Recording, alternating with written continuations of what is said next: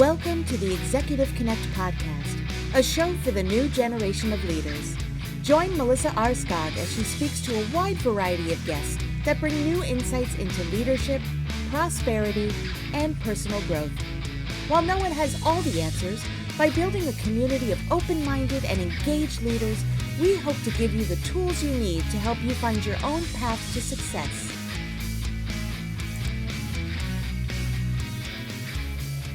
Good afternoon and welcome to the Executive Connects podcast. Today I have Christian Napier here with me today. Christian, tell us a little bit about yourself. So I reside in Salt Lake City, Utah, in a suburb, Sandy, with my wife, Lynn. We've been married for 33 years. We have 4 grown children, so we're empty nesters. And, life is good. In terms of the professional side of things, I've been in, I guess, the confluence of technology, learning, and major events for more than 20 years. Primarily Olympic Games. And so I'm the International Olympic Committee's Knowledge Management Advisor. I've served in that role since 2015.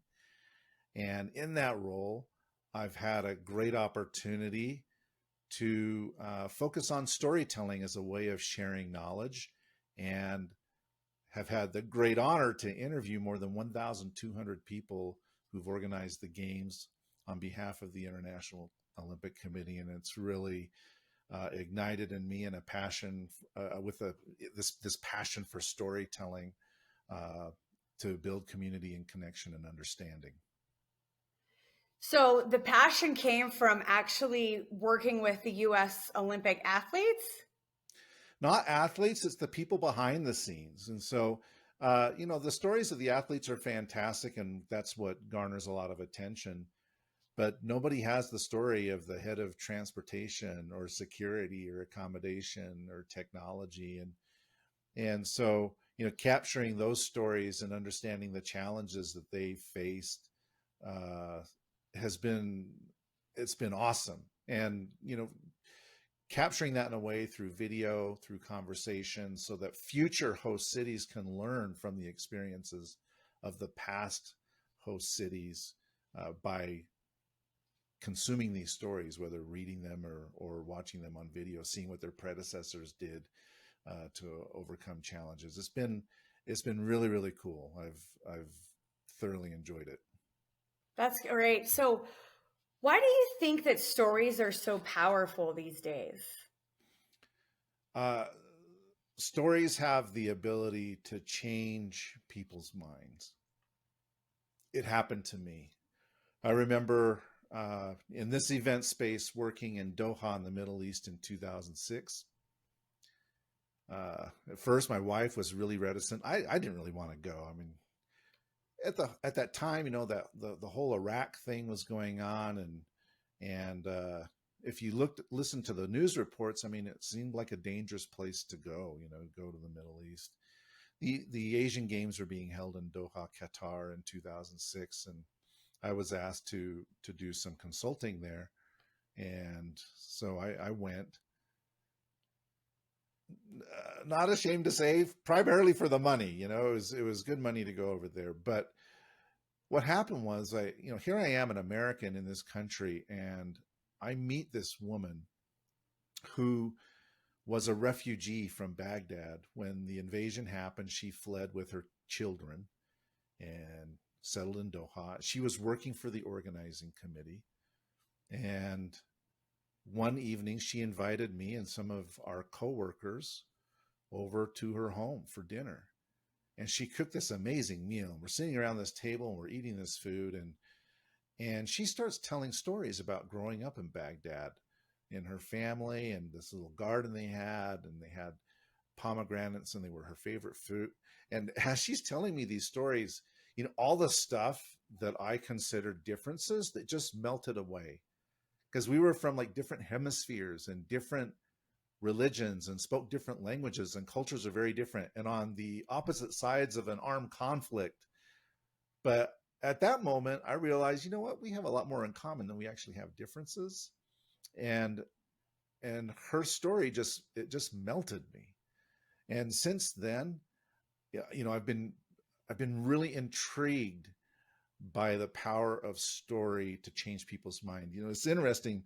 I was I saw this article. This is a long time ago. It was in Harvard Business Review. It's been so long, I had to pull it up again. I couldn't remember it, but it was authored by a person named Carmine Gallo.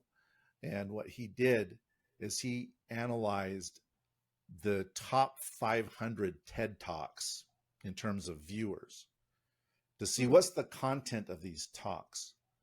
And he used the, what is it? Aristotle's method. And now it's escaping my brain. I should have written this down. But what he discovered was that approximately 10% of the content of these talks, over 500 talks, 10% focused on credibility. So it's really just people telling everybody about their experience so that people would believe what they had to say and think they were important. 25% was focused on data, figures, statistics, and things like that. But 65% of the content of these talks, the top 500 TED Talks, are stories. Why is that? Interesting. Because stories resonate with us. There's research that's been done that shows how when you're engaged in a story, you're listening to a story, your brain patterns start to change. The chemicals like oxytocin and dopamine and stuff, they all start elevating, and you have an increased amount of empathy. And in fact, one study was done. It was also I also read about it in the Harvard Business Review, showed that when they did MRI scans of people who are telling stories and listening to stories, that their brain waves start synchronizing. So, story is incredibly powerful. And I experienced that. And I imagine that you've probably experienced that too.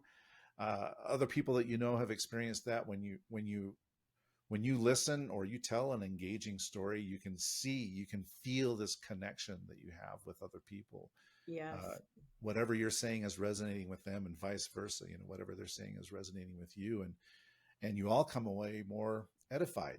And so I've been really, really intrigued by this concept of storytelling to build, as I said before, community, connection, and understanding. I love that.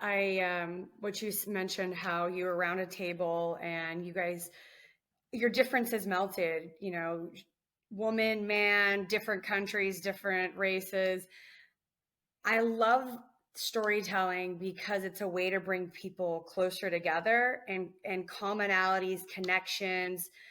Talking with people that have kids, we can talk about kids. We have that similarity. Talking about sports. I played sports growing up. You have commonalities and things, and it brings you closer to people. So you can be completely different religions, completely different countries, completely different races. And because you like pizza and they like pizza, now you're friends, right? And you can create meaningful relationships quicker when you understand people through storytelling. If you know nothing about, brain surgery or, your Wi-Fi connection at your home or how to make your plants green, but you can tell stories with other people that have had better experiences doing those things. Like you said, your wave patterns sync and you can learn something from their experiences that can help you in your life. And I know in all the technical fields I've been in my life, I've always used storytelling to speak to people that were non-technical, technical things. And those people may not understand how to build a bridge or how to keep their, casino safe from security breaches. But if I tell stories about what happens if, the bridge is not structurally safe, or what happens to similar casinos that have seen a breach. Recently, this week, we saw MGM, their casinos were shut down, right? And all of these things bring us closer together. And I love it. So I know right now we're seeing a lot of coaching around tell your story, tell what's going on in your life. What are you doing that is a bit different or unique about your approach to storytelling? It's a great question. I mean, the cat's out of the bag, I think, to a certain extent when it comes to storytelling. Everybody really understands how important it is to, build a company's brand, how important it is for company culture, how it is from a leadership perspective to engage with the people that you serve. But what I personally feel is missing is getting the stories back from everybody else. So, uh, storytelling has really kind of taken a more top-down approach where you've got someone who is considered "quote unquote" a thought leader or an executive, and they are spending time and money to hone their craft to share stories.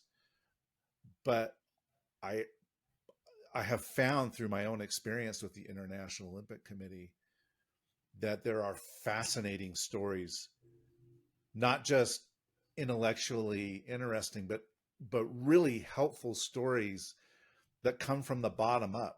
As I mentioned, okay, this is the person that runs accommodation, or the person that runs medical services, or the person that runs food and beverage, or the person that runs spectator services, or the person that runs language services. They all have interesting stories in that context. And I think every organization, uh, you know, the employees have an incredible wealth of institutional knowledge, and the easiest, most natural way for them to share that is to just talk, because this is how we've been doing it for thousands of years. I mean, people just tell stories. This is a natural way of communicating, and uh, because of technological necessity for us to share knowledge broadly, it takes time. And we would write reports. You do a big project, you have a debrief, you would write these reports and you would submit these reports,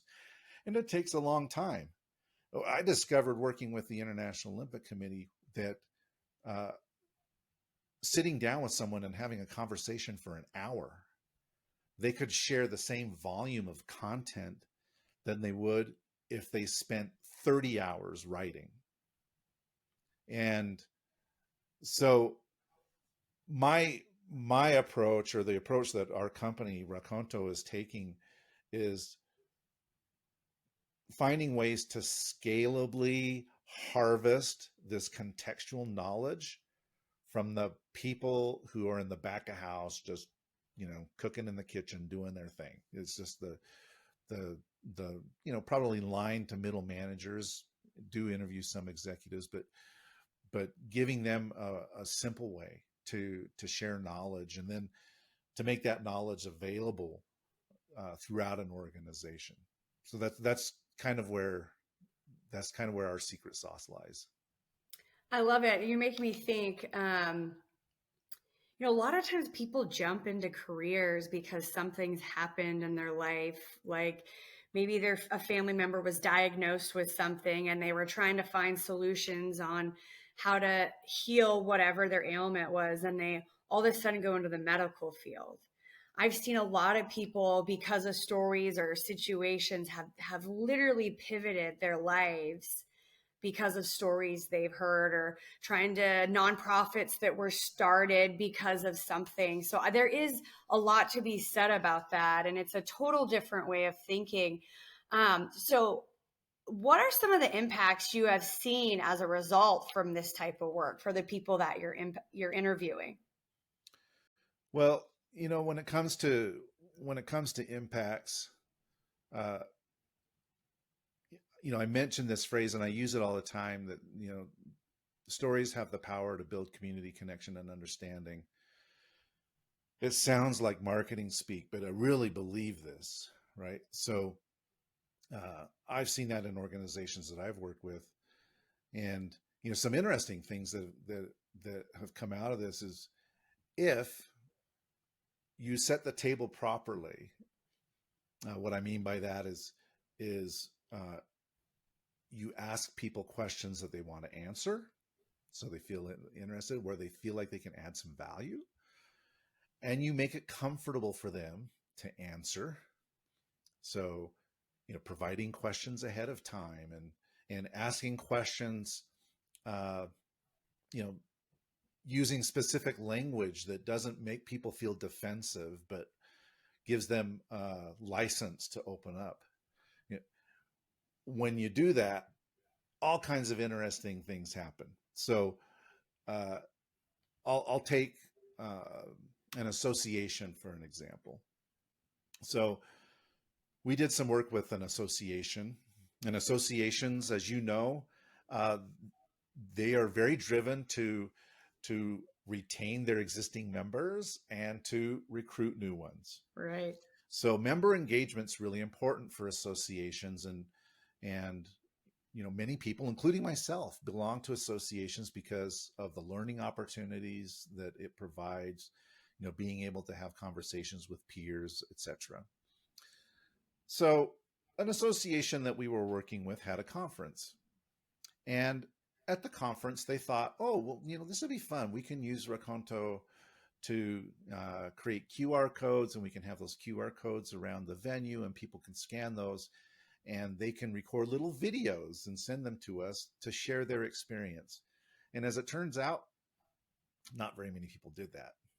I mean, and think about your own experience. I mean, QR codes all over the place. Like, why do you want to scan a QR code?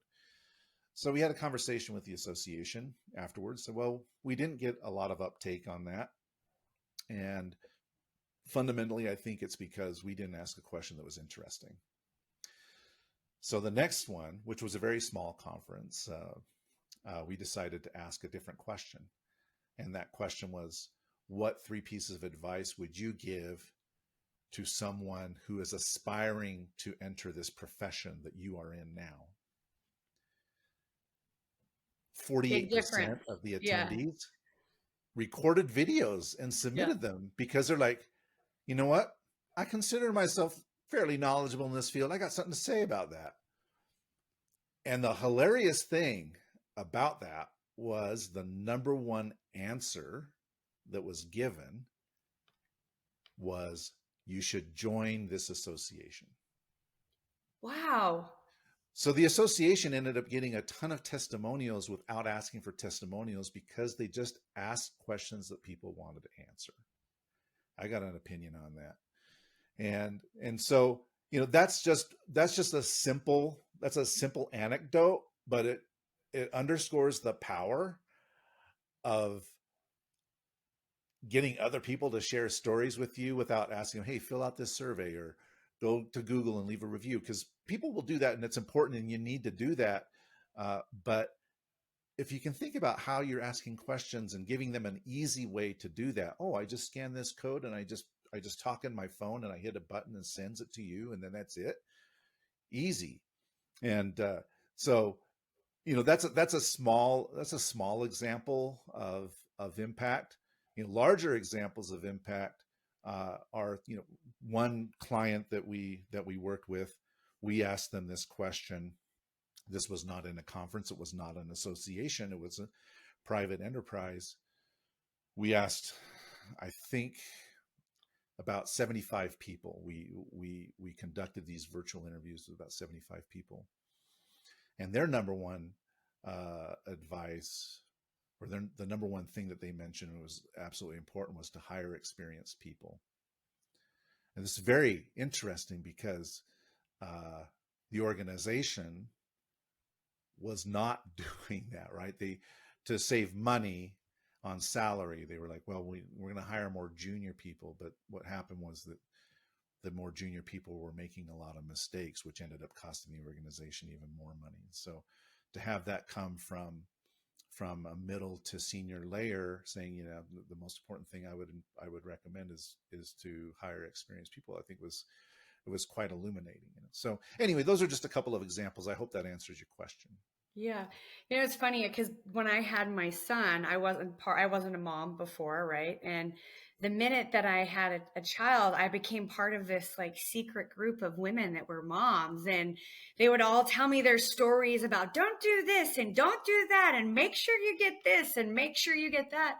And I think it kind of pops in my head. I had so many do this and don't do that that it helped me sift through all like the Amazon stuff that maybe people got, 5-star ratings, but it was like a 1-star product from real moms that were using things. So I think about, um, you make me think about how can I better use stories in my own life. So for the listener, is there any suggestions you would share with people on how they could use their stories in their current life? Wow. Uh, any number of ways.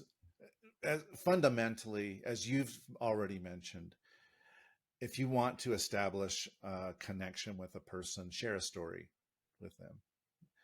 Uh, I don't know. You probably you see a lot of posts on LinkedIn, right? And Yep. there are a lot of posts on there where people are just pretty much hawking their product or service, and there are some saying, "Well, this is what I did. I attended, such and such," and these are all fine.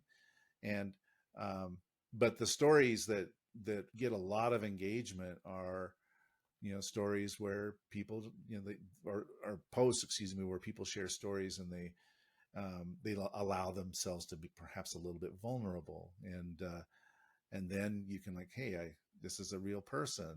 They're authentic. I really think that when it comes to us as individuals, there are two ways that we can establish credibility. One is through accreditation or certification, where okay, well, we attended an educational institution, we achieved this level of education from this university, and in the industry that we're in, you know we've taken a lot of tests and we've taken a lot of courses and we've got a lot of letters following our name. And so that's one way to establish credibility. But the other way to establish credibility is to have other people vouch for you. And uh, you know, if you've got another person that says, "Yeah, well, this person was awesome, and I worked with this person just the other day." I had a person reach out to me. She was an interpreter, and she asked for a recommendation. And in my recommendation, I didn't just say, "Well, she's highly skilled and whatever." Well, of course, I said that, but I said she served as an interpreter during the Tokyo 2020 games remotely. And it was the first time it had ever been done remotely in the history of the games. So we were Interesting. in uncharted territory using technology that was not really familiar to anybody, interpreting, press conferences online to journalists around the world and in different time zones in the middle of the night. And none of that fazed her. She was awesome. you know so sharing a little story about your experience working with this person is, I think, even more powerful than just saying, well, yeah, she's awesome and I'd work with her again. you Tell the story about why she's awesome. And so that's what I would do. And I guess coming back to your question, if I was thinking about storytelling, the very simple formula for stories to be effective, and this is really oversimplifying it, but it's struggle and solution. I love it. Struggle and solution. Just you talk about the struggle, you focus on a solution. If all you do is talk about struggle, then you're just complaining. If all you're doing is talking about solutions, then you're just bragging. But if you bring struggle and solution together, then you can establish that connection. Hopefully That's that's fabulous. That's fabulous. It makes me think, I have a couple of upcoming speaking engagements. I'm like, I should tell a story to start and really engage with the audience. And that's brilliant. Uh, Being mindful of time, Christian, tell me any closing thoughts that you have that you want to share with our listeners. And then tell us how we can connect with you, get in touch with you, leverage your organization, and any kind of final thoughts. my final thought would be this, which may seem like a bit of a curveball. in the midst of doing all of this work with the International Olympic Committee and other clients and interviewing people and gathering stories, I realized that I never even captured my own mother's story. And ultimately, the stories of the people that you love are the most important stories. And so my encouragement to anyone who is listening would be to capture your own story, to record it, but also, if it's not been done yet, take the time to sit down with a parent or a grandparent or a sibling, whoever it might be, and get them to share some stories with you. You will not regret it. You'll have it for the rest of your life, and it will be one of your most treasured possessions. And so I would encourage anyone who is listening, even though I'm talking about stories from a business perspective, to think about the really important stories in your life, and those are the stories about the people that you love and care about the most. Absolutely, right? Because generations of knowledge that your family has, health and how they got here and what they did. And, I wonder if I have all those stories too. And, sometimes people think, well, I just had an average life. I didn't do anything special in my life. And it's garbage. It's not true. I mean, I've talked with people and they're like, there's nothing interesting about me, nothing that anybody would want to know. And then they start sharing some stories when they let their guard down. You're like, holy smokes. Yeah.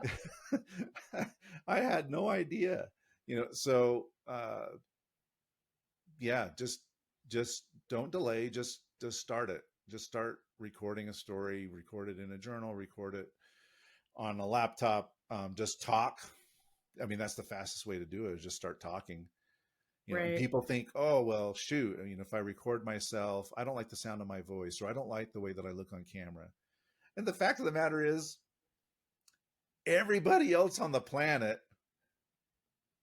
hears your voice and sees how you look. By having it on camera, it isn't going to make a lick of difference. Right. It's just you. It's just your own, it's your own fear. So it's okay. Don't worry about it. It's all right. Don't worry about like, oh, I don't think I look very good on camera or whatever. The way you see yourself on camera is the way everybody else in the world sees you.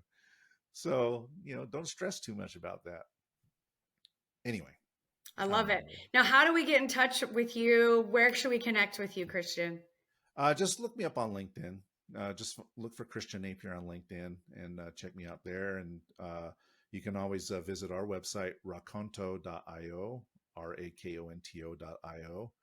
You can email Christian at raconto.io as well. And happy to connect with anybody.